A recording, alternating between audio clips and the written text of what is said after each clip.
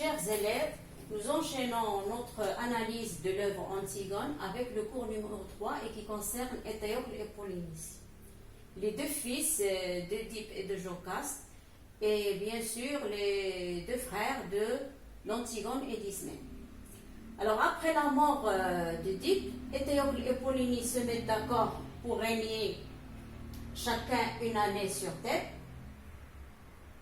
Alors, Étéocle est devenu roi le premier, et au terme de la première année, à la fin de la première année, Étéocle refuse de céder la couronne pour son frère Polynice. Par conséquent, ils s'entretuent. L'un tue l'autre. Ils se sont déclarés la guerre et ils se sont entretués. Donc, tous les deux sont morts. Alors, qui est devenu roi après la mort des deux princes?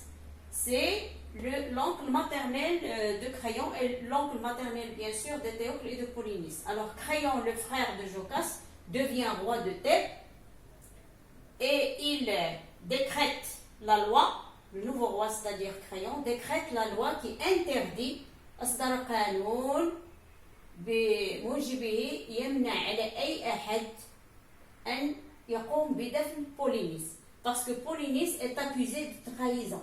Parce qu'avant, quand elle a déclaré la guerre à son frère, il s'est fait aider par les 5 princes ennemis.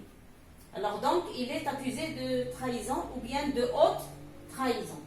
Antigone viole la loi de Créon parce qu'elle ne l'a pas acceptée et décide quoi? Et décide d'offrir à son frère la sépulture, la défini. Et c'est à cette étape, à ce moment-là, de la tragédie que commence, bien sûr, la tension entre Antigone et son oncle maternel, le roi Créon.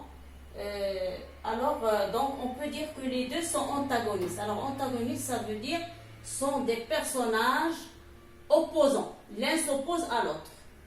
Alors, en arabe, on peut dire al-khasman. Alors, à la prochaine vidéo.